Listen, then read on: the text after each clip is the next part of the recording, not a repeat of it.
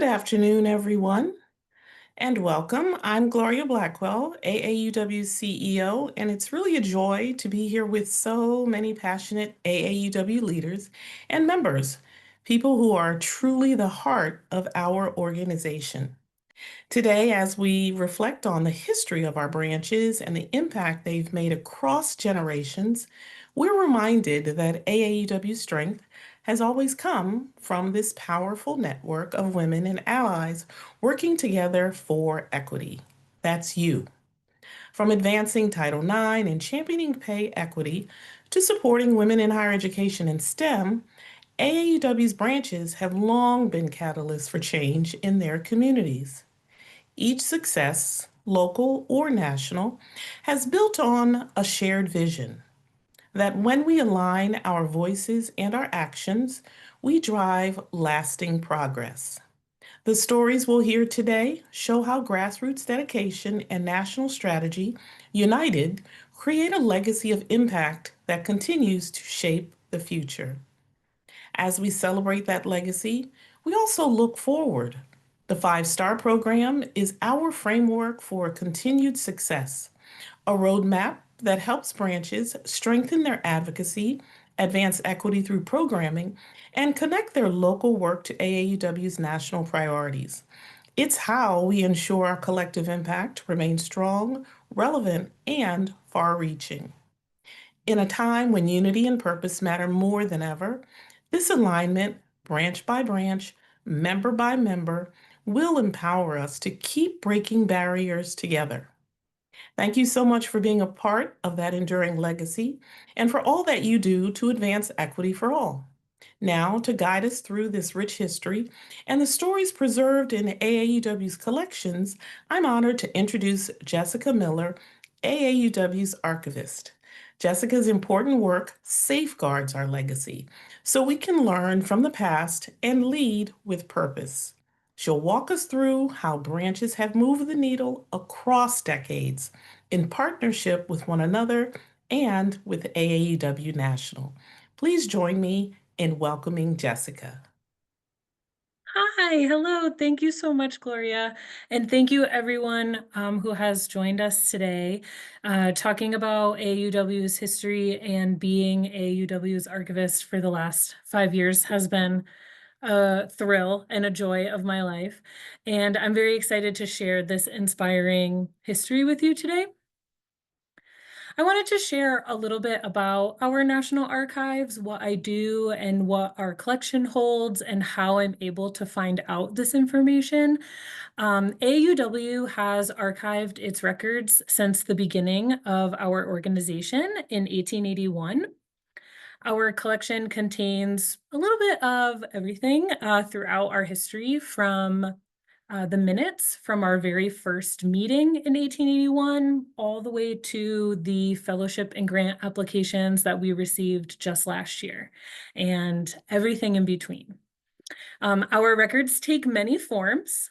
We have about 1,300 paper boxes full of paper. We have, in those boxes, we have our publications, amicus briefs, research reports, staff reports, annual reports, any communication that we've had with fellow organizations or with individuals in government, and so much more. Additionally, we have a lot of different technology in our collection. We have microfilm, microfiche, cassettes, VHS tapes, vinyl records, CDs, DVDs, photographs, artwork, international gifts, and we even have the giant metal AAUW signs that used to hang outside of our office building. Almost anything you can imagine AAUW related is in our National Archives. A little bit about what I do is I work each year with all of our departments in the national office to retire our permanent records. So I go through all the documents we've created throughout the year and determine which ones should be retired into the collection. Additionally, I perform research within our collection. I answer questions either for external researchers, colleagues, branches, individual members, it's different every year. And then on top of that, I work within the collection to preserve and organize the objects that are already in it. As we get farther away from their creation date, they need a different care. And then, of course, we always want to make sure that we can find those things. So I work on finding aids and our database so that everyone will always know where everything is located. However, I do not do this work alone. I have a very dedicated group of local volunteers that I would like to highlight, mostly from our Maryland and Virginia branches, the Archive Corps. They have been supporting AAUW's National Archives for over a decade by reviewing and reorganizing documents and removing harmful materials like staples and paper clips and rubber bands.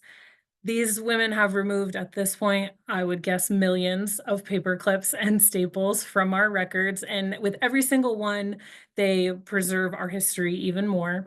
Their work is so incredibly important to the archives and to me personally. And they have worked tirelessly for many years in our collection. And because of them, our history is more thorough and better preserved. One thing I would like to highlight before we dive into the history is how valuable the annual branch reports are to this kind of work. They are a very special document within our collection. It is thanks to so many dedicated members and their detailed reporting that I'm able to share a history like this with you today. So when supporting your branch report, this year, next year, and a couple more years, please always know that I or the archivist at AAUW in 10 years or 20 years or 100 years from now deeply appreciates the time that you take to put together each report. And with each report, we solidify the stories of our branches in AAUW's history.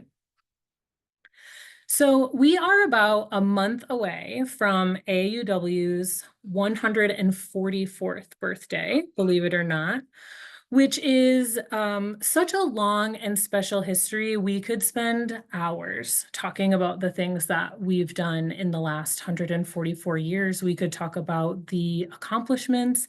We could talk about how the organization has changed. We could talk about the individuals and groups that have made this organization special. We could also talk about any number of aspects of the organization, right? The millions of dollars that are awarded to fellowships and grant recipients every year.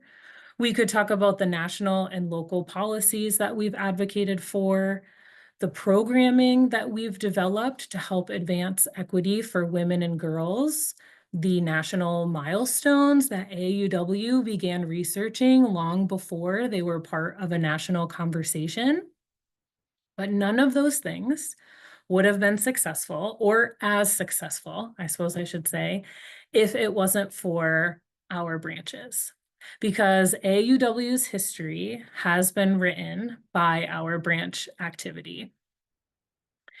So for those of many of you probably know, and maybe some of you don't, that AUW was founded by two individuals. Their names were Marion Talbot and Ellen Swallow Richards. They were both pioneers of their time. Ellen was the definition of a pioneer in women's history. She was an engineer and an environmental chemist who influenced sanitation and home economic science at a time when the duties that women were doing at home weren't considered to be a science. They were considered to be a task. But as we all know, cleanliness, food temperature, all of these different things that were at the time under a woman's responsibility in the home is a very important part of how our world operates today. Ellen was the first woman admitted to the Massachusetts Institute of Technology. She graduated in 1873, and upon her graduation, she was the first woman hired to teach at MIT, a true pioneer. And Ellen met Marion Talbot actually at MIT as a professor. Even though Marion Talbot already had a bachelor's degree and a master's degree from Boston University, also something that was not common for women at the time, she began studying domestic science at MIT under Ellen Swallow Richards. And despite all the support that Ellen gave her through her mentorship, Marion actually really struggled to succeed at MIT due to the way women were treated on campus. Some professors wouldn't allow women into their class, and you would have to borrow notes from someone who was willing to help you, and that would be the only resource you had for that course.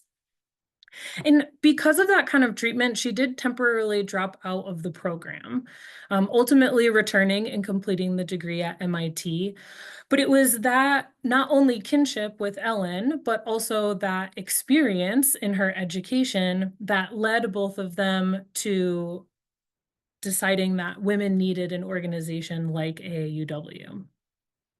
And that higher education in America needed more women, and those women needed to have camaraderie and a network and a place to support each other the way that Ellen had supported Marion, and thus the idea for AAUW was born.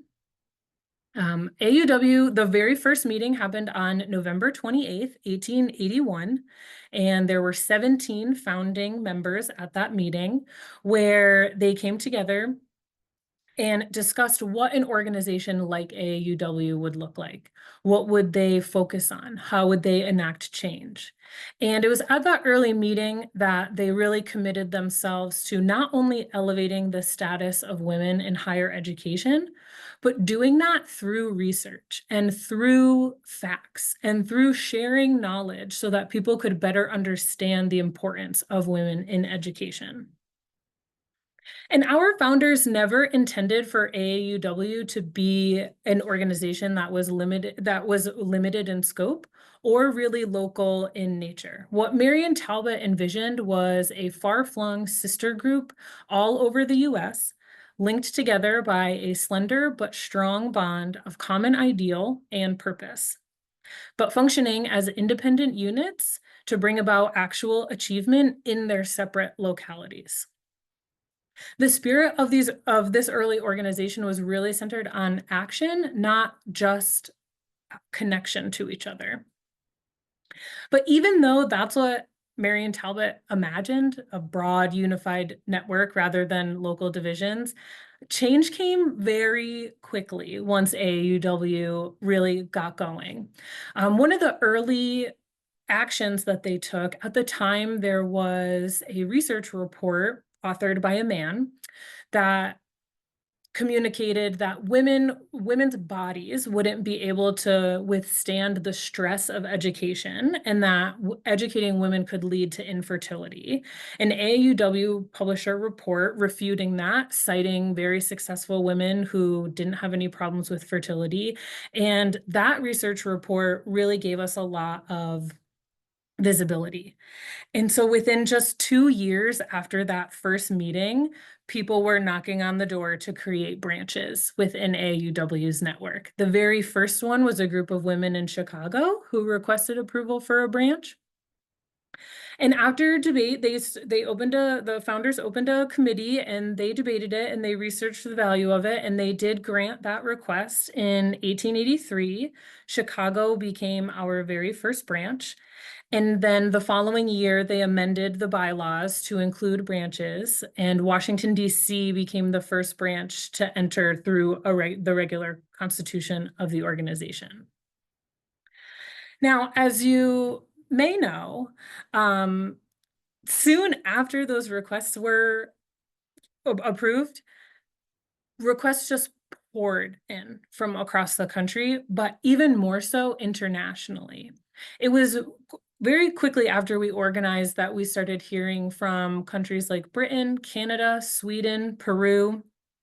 And I don't think that the founders were ready to be a global organization. And instead they said, start your own and model us, and then we can all unite later. The requirements for branches were rather simple in the early days. Branches were to cooperate with the Association of Collegiate Alumni in its general work while carrying out its independent work. And with limited resources and few formal structures, these women really did accomplish extraordinary things. Motivated by purpose and by the camaraderie they found in their advocacy. And at the time, as you may know, I'll go back just to clarify one section, but as you may know, AUW is actually made up of 3 organizations. The organization that Marion Talbot founded, which is the Association of Collegiate Alumni, the Western Association of Collegiate Alumni, which is actually that first branch in Chicago, branched off to have their own organization for a brief period of time. And then there was a third organization in the South, the Southern Association of Collegiate Women. And eventually they all merged together to create AAUW. But the importance of these 3 different organizations really highlights that at the time, women were facing different problems in different sections of the country. So in the North, they were, with Marion Talbot and the ACA, they were very focused on research and they were very focused on funding. And in the West, the priority was pathways, creating pathways for women to get higher education, and then creating pathways for women to get career opportunities after obtaining that education. And in the South, it was about exposure. It was about informing women, you can go to school, and this is what it would be like. So it wasn't until they were able to have a more national idea that they could come together as one organization. So in the first years, they were operating in conjunction. They were like sister organizations. So these early branches of these 3 organizations were very motivated. And the women who were members of them were truly inspiring. And it really inspires me to think about what they were accomplishing at this time, the late 1800s and early 1900s, prior to the right to vote, prior to a lot of changes that make 2025 different from the 1800s. And they really had very limited resources. Which makes sense. The founders of these branches were motivated for change, and they were seeking camaraderie, and they were seeking an outlet for advocacy. And in some ways, they were able to, these local branches, they really were able to accomplish more than the national organization was because they could move faster and they could be more nimble. Marion Talbot described the San Francisco Bay branch as innovative. And they were coming up with programs that often inspired what the national office would do a few years later. And the national office would adopt a lot of those programs that came out of San Francisco. Additionally, the Washington, D.C. branch performed 2 studies in their first few years of organizing that are pointed to as some of our best early work. Namely, there were 2 studies. One was a study of the status of women in civil service. And what they were able to uncover with that study was just a wealth of data that demonstrated how much discrimination women really were facing in government employment. And it was through data, not through opinion. So they were really able to show people the facts of what a woman's experience was working in government work. And the second was an analysis of over 40 occupational fields so they could describe what level of access was available to educated women. So where women were more likely to be employed after obtaining a higher education. Now, in the South, branches really did work very diligently in their community. The first Southern Association of Collegiate Women branch was Atlanta, Georgia. And for many years, they maintained an educational column in the Atlanta Constitution, which was either a newspaper or a magazine, that was circulated throughout the entire state of Georgia. Additionally, in Maryland, the branches in Maryland worked together to make change at the state level. And what they did was, one of the projects that they did was they surveyed and investigated educational conditions in the public schools throughout the state, every single one. And the branches also supported Maryland's compulsory education bill. They advocated for the medical inspection of school children, so physicals, which is something very common to us now, but at the time, it was quite the initiative. They also pushed to establish the first public kindergartens in Maryland, and they developed programs that encouraged high school girls to attend college. Meanwhile, at the same time, in Montgomery, Alabama, that branch raised funds to create relationships with local universities in order to facilitate opportunities and scholarships for high school girls. Before this branch, there was absolutely no funding for women's education in their area. But by 1914, that branch had only 15 members. However, they were responsible for sponsoring 7 educations for women in their area, which is very impressive. Additionally, across the country, every branch was having these events called college days, which were about educating young women about the benefits of going to college, typically invited for high school seniors and their parents, and they would do them annually. And they would have talks about why it's valuable for a girl to go to college. They would give information about the standards in colleges, both in the North and South, maybe the differences or the benefits. They would help them reason choosing which way based on what it was they were interested in or what their strengths were.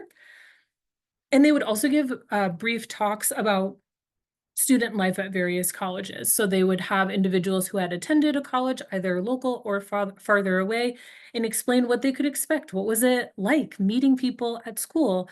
A lot of women, or a lot of young girls in these communities often didn't know a woman who had been to college. So these events gave a huge visibility to young women about how going to school could benefit their life. And they were such successful events that it became very common for branches to host more than one a year. They would often travel farther away from where their branch was located to towns where there wasn't an AAUW branch or there wasn't this kind of education happening so that they could have those events for those individuals as well. Additionally, during the First World War, our branches at that time, they were just so innovative and so thoughtful, but they really stepped up during the First World War. They would organize speaking bureaus, they would lead war savings and Liberty loan drives. And what became very common was volunteering with the Red Cross, but not just volunteering. They would have their branch meetings at the Red Cross. And while they were doing this important work of AAUW, planning their events, who are they canvassing, all this, while they were discussing that, they would perform tasks for the Red Cross. So either mending uniforms or clothes or packaging medical bags or really any little task that the Red Cross had to do. So they would really be multitasking in these events, and it's incredibly impressive. Now, these early branches, they operated with little oversight, and they didn't need very much, and they were very lean, and they were driven, and they were motivated. But they were so successful, and as they continued to succeed, it led to the organization growing in size, growing in influence, and with that growth, a new realization comes to AUW, which is ambition requires resources. And if AUW is going to expand programs, fund research, support scholarships, it needed sustainable funding. It couldn't rely on the volatility of voluntary donations alone. Now, from our founding until 1919, this was our office. It's called the President's Chest. This was where all of AUW's work was stored, all of our organizational documents, and it would travel from president to president and house everything we needed. This chest is a treasured object in our national office on display in the office. This is a photo of it in the office. However, in the early 1900s, AUW was really bursting out of this chest. We needed more. We needed an office. We needed a place to conduct business. And so we began a fundraising campaign to purchase our first office building. And we really turned to membership. This was our first big fundraising campaign. And what we were able to do is purchase our first national headquarters. Oh. What we were able to do was purchase our first national headquarters, which was at 1634 I Street in Northwest Washington, D.C. The property cost $165,000, and that included the office furniture. And all of that funding was raised through branch and membership fundraising. To give you an idea, today, that kind of accomplishment would be about $2.5 million. So I think this was a really important moment in AAUW history where we realized what the power of unification could really do and where it could get us, because it didn't take us very long to raise this money. And this office was very important. It was sticking a flag in the nation's capital. It was showing everyone AAUW is here and the work that we do is important. And it was a symbol of our permanence. And then for the organization, it was a symbol for our unity. It was something that we shared. It was something that we came together and purchased and belonged to everyone. And it was really the very beginning of a long tradition of financial empowerment for the organization. But we did not stop there. Once we realized the power of all of the brilliant minds connected together through AAUW, we wanted to strengthen our unification. We wanted to strengthen our longevity and really have really think about the future of what the organization was doing. So as I'm sure you've seen and heard many times, AAUW's Fellowship and Grants program began in 1888. The very first fellowship was given to Ida M. Street to go to Vassar College. Her education cost AAUW $350, a little bit different from today. But that fellowship was paid for through donations and current use funds, and it got such a good response that we continued, but each year would be a little bit different based on what donations were coming in the door. And so we really wanted to have a more consistent fund. And though a portion of membership dues were going to fellowships, and we did have a few early endowments that had been donated in memory of some of our members, it was really time for AAUW to grow the endowment fund. So in 1927, we launched the $1 Million campaign. And this campaign divided the country into 25 geographic fundraising units, each assigned to raise $40,000 with no time limit, relying on local engagement, relying on going into the community. And when you look at $1 million and you can break it down to just 40, that really makes you see the power of a large group and how much you can do together. Progress on this fund was tracked annually, and it was published in the AAUW Journal. And we were consistently celebrating every milestone. Each branch and region that either completed the goal or had a lot of success in the goal, they would share their methods and other branches could use it. And the fund was completed in 1953.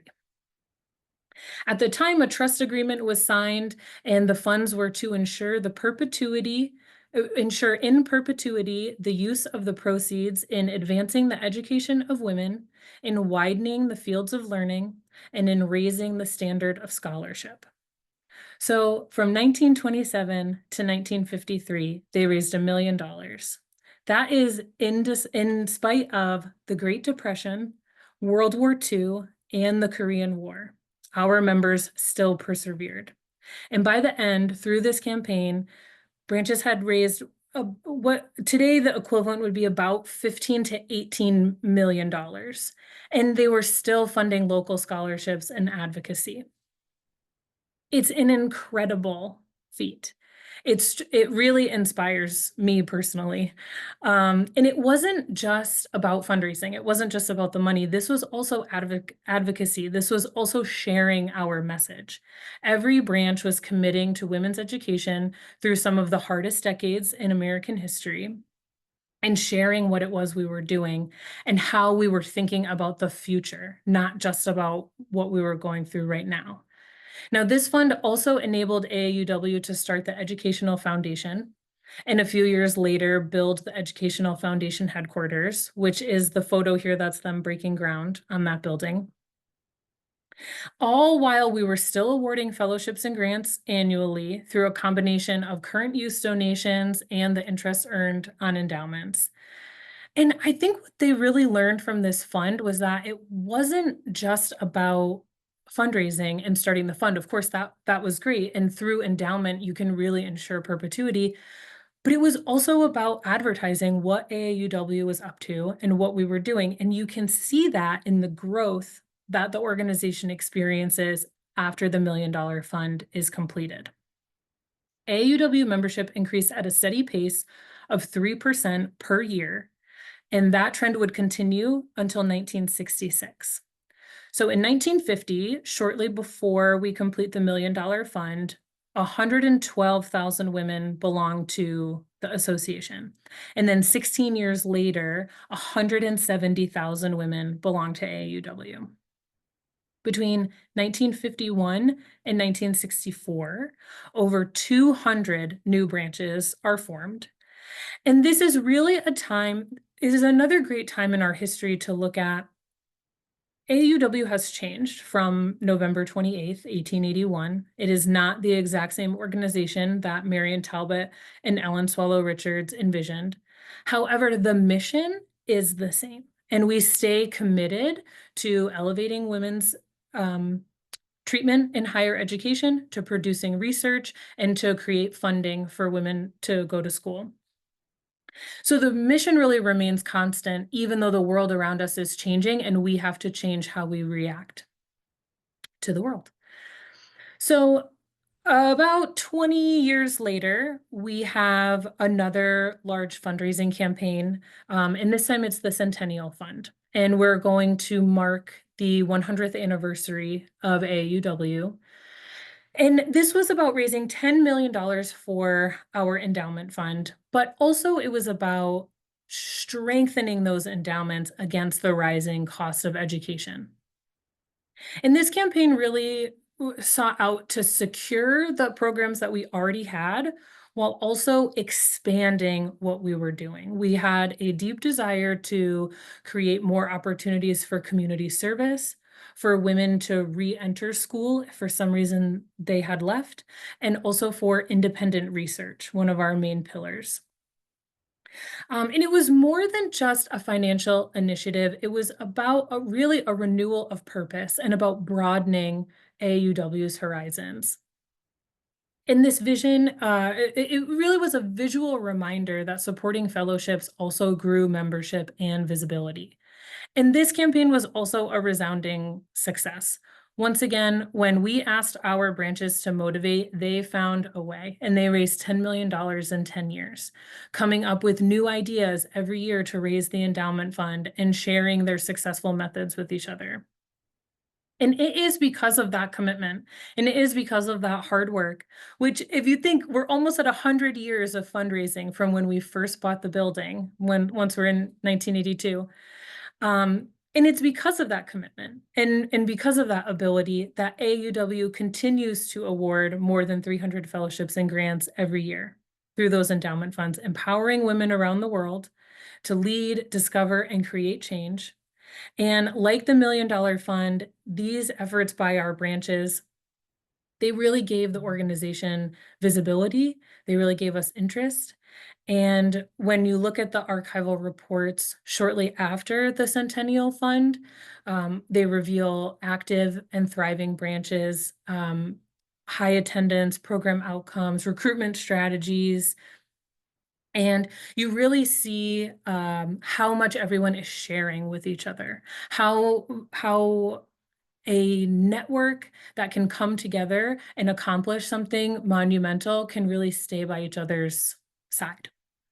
Now, fundraising is not the only thing that AAUW does, as we know. A very important part of our history is also our advocacy. And we've covered kind of the incredible fundraising power of our members and branches, but I think it's important to also highlight how our advocacy efforts were just as important and just as fueled by the deep motivation at the branch and local level. I mentioned a few examples before, and truly I could fill a book and I could probably talk for the rest of your evening about the different things that AAUW has advocated for and why it was so important that we had our branch network. But I'm going to just highlight a couple of examples of how our branches supported AAUW's advocacy. These efforts really make AAUW stand out. It's really what made us different. It's clear that we were more than a lobbying organization. We were more than a research organization or a funding organization, but we had a very strong and powerful network that gave the organization its advantage and its success. Now, one of the first unique aspects of AAUW was that we had a university membership requirement. So for over 80 years, one of our core tenets for membership was based on which university a woman attended. Each university had to apply for its degrees to grant individuals eligibility for AAUW membership.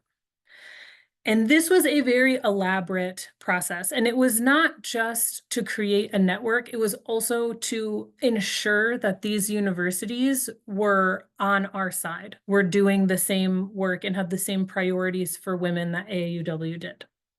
So every 2 years, AAUW would publish a pamphlet listing which schools and which degrees at those schools, in most cases, qualified for AAUW membership. So for example, in the pamphlet, it might say Florida State University, Tallahassee, and the approved degrees are issued by College of Arts and Science, School of Education, Nursing, and Communications.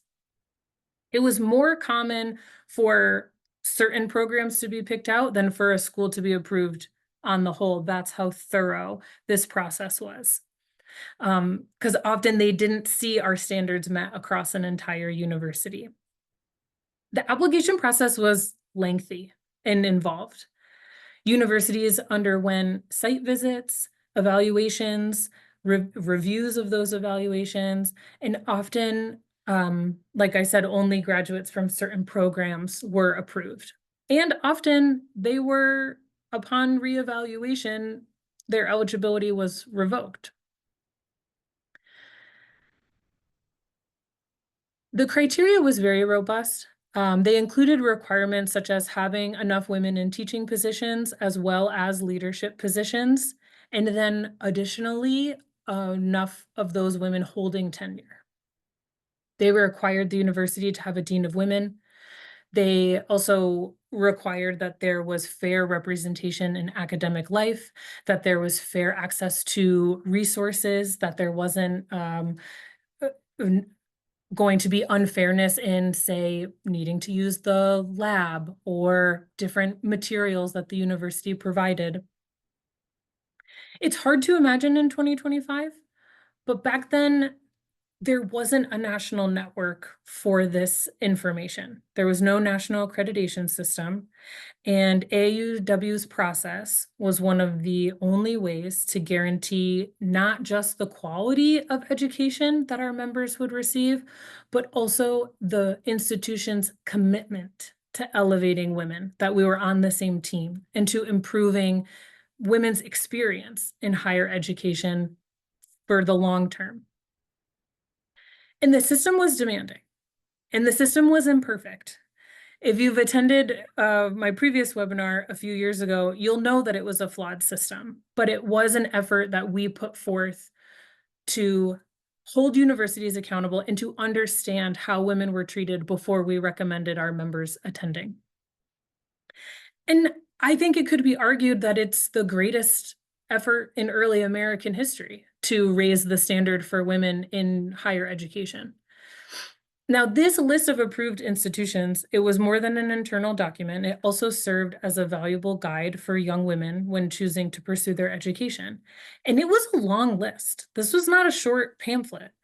And the national office could not be involved in every single one of these site visits, evaluations, follow-ups. This was where we were able to accomplish this, and we were able to come up with this list of universities that treated women above average because we had a local network and because our branch members were motivated to go to the universities that they had either attended or lived near or had a connection with, and not only tell National if they met those standards, but also influence them and say, we are a big organization and you should meet our standards and stay with our standards because we're going to send out a pamphlet every year that says how great you are. And they were really able to advocate for AAUW and really build this university relationship that we had. And there just weren't the resources to travel across the country like this or to call and everything. And without the proximity and without the motivation, we never could have accomplished this. Now, so of course, this aspect of membership ends once there is national accreditation and it's no longer AAUW's responsibility. But another advocacy moment that I would like to point out how important our membership was is in the passage of Title IX. And not just in the passage of Title IX, but in the implementation and the enforcement of Title IX. AUW began studying sex discrimination on college campuses long before Title IX was a national conversation. After World War II, the passage of the GI Bill created a concern for AAUW that there would be an influx of men on campus, and that not that men shouldn't be able to go to school as well, but that it could deteriorate the standard for women. They were very worried about the returning male students and that it would create women to face higher requirements, more exclusion, especially from specific programs, and unequal treatment. So in 1945, many years before Title IX passed, AAUW began issuing surveys to colleges and universities to assess the status of women on their campuses and to measure sex discrimination. In one of our general director's letters from the time, we noted, we are hearing rumblings of discontent from many different directions at the higher education level, from faculty and administrative women, women graduate students, and undergraduate women who are finding the courage to express their views. So we formalized this work a little over 20 years later in 1969 at our national convention, and we formed a committee. It was a committee on the standards of higher education, and that committee began publishing recommendations, information, and dispensing it. So one of the popular publications was Campus 1970, Where Do Women Stand? And this documented widespread discrimination against women in academia. Not just students, but employees, trustees, teachers, staff, admin, it was everywhere. By 1971, 250 institutions of higher learning faced sex discrimination charges. And in that same year, AAUW made national news by sending university presidents our publication, AAUW's Standard for Women in Higher Education, Affirmative Policy in Achieving Sex Equity in the Academic Community. We just mailed it to their office, not because we had a relationship, but because we thought every president needed to have it. And the following year, June of 1972, is when Title IX did pass through Congress. But AUW was quick to point out that federal enforcement regulations were not written at the time of passage. In fact, they wouldn't be written for 2 more years on what would happen if you didn't follow Title IX. And additionally, once they were written in 1974, they weren't going to be enforced until 1975. And that was not fast enough for AAUW. So our local branches, armed with AAUW's Standard on Women in Higher Education, met with their local universities once again to encourage them to follow our recommendations before federal enforcement, pushing the movement much faster than Congress could or would, honestly. And even after the federal enforcement in 1975, AAUW did not relent. We launched our own monitoring initiative and we published Monitoring Title IX, and branches nationwide participated in compliance efforts at their local colleges and universities to ensure that the standard not only was not going down, but was raising across the country simultaneously. And of course, AAUW still advocates for Title IX today. Like I was saying, this is really I could go on and on about the ways that our branches have influenced what AAUW is able to accomplish, from the president's chest to a national headquarters, from $350 scholarships to $1 million endowments, and from small local gatherings to a global network of women leading change. Every chapter of this story reminds us how powerful we are when we do come together and what we're able to accomplish as a group.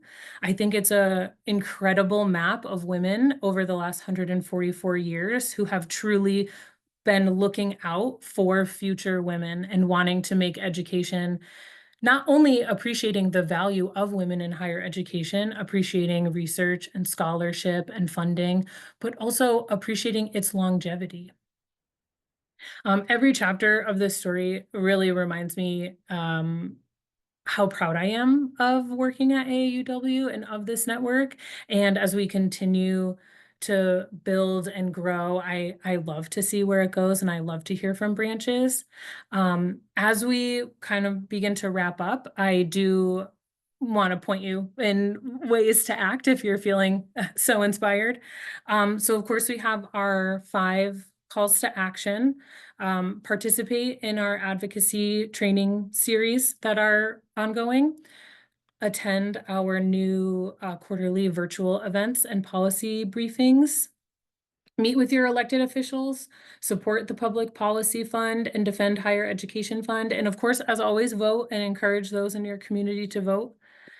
If you are needing support in knowing what that next step is and how to take a next step or how to come up with new ideas, we also have upcoming events.